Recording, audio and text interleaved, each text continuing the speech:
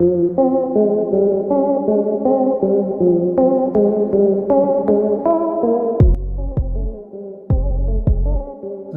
आज की इस वीडियो में हम बात करेंगे सेबर टूथ टाइगर और बंगाल टाइगर की कि अगर इन दोनों के बीच में लड़ाई होती है तो यहाँ पर विजेता कौन होगा।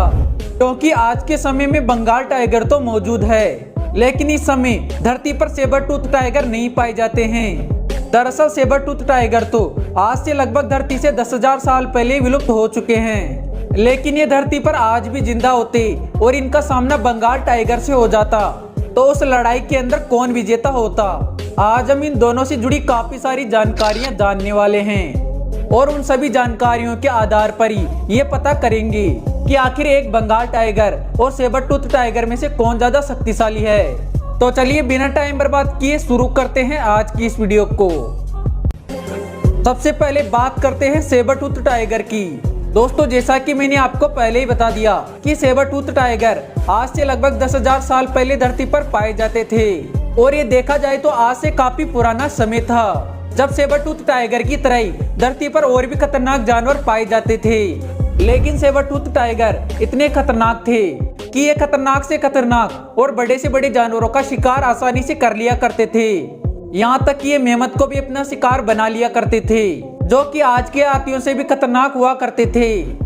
और सेबर टूथ टाइगर इसलिए भी ज्यादा खतरनाक थे क्योंकि ये अक्सर झुंड के अंदर ही रहा करते थे और शिकार पर एक साथ मिलकर हमला करते थे, जिससे कि इनकी सक्सेस रेट काफी ज्यादा हुआ करती थी। बात अगर इनकी शारीरिक विशेषताओं की करते हैं तो ये वजन के मामले में 300 से 400 किलोग्राम तक भारी होते थे। वह इनकी लंबाई 2 मीटर व ऊंचाई 1.8 मीटर तक होती थी।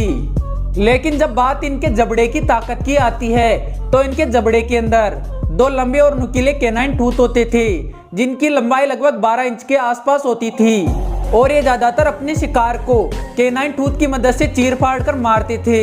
हालांकि सेबर टूथ टाइगर की दौड़ने की रफ्तार थोड़ी धीमी थी क्योंकि ये अधिकतम 45 से 55 किलोमीटर प्रति घंटे की ही रफ्तार से दौड़ पाते थे, लेकिन इनके शरीर के अंदर बेहद ही ज्यादा ताकत होती थी। इसलिए शिकार अगर एक बार इनके शिकंजे में आ जाता था तो उसका बचना लगभग नामुमकिन सा होता था।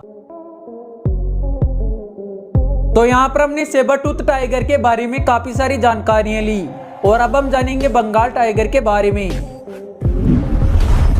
दोस्तों बंगाल टाइगर मौजूदा समय के दूसरे सबसे बड़े और ताकतवर टाइगर है।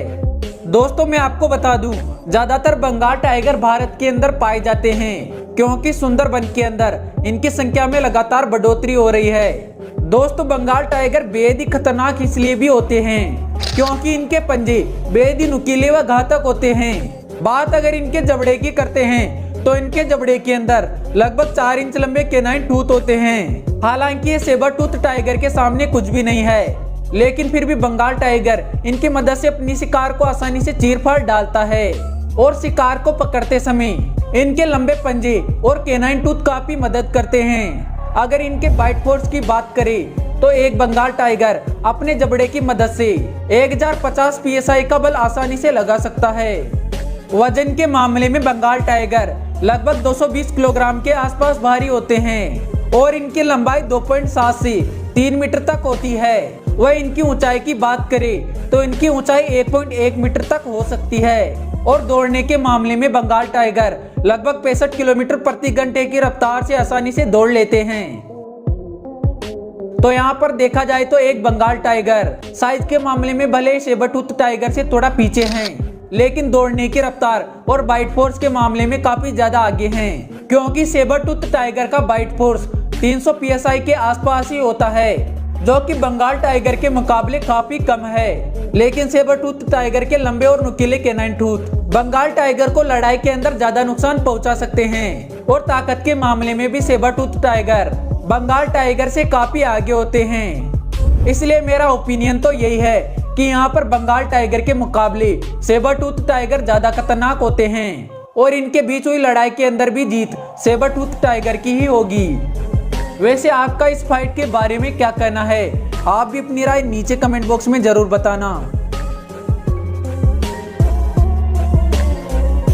तो इसी के साथ आज के इस वीडियो को यहीं खत्म करते हैं और अगले वीडियो में मिलेंगे एक नए टॉपिक के साथ। तब तक के लिए बाय।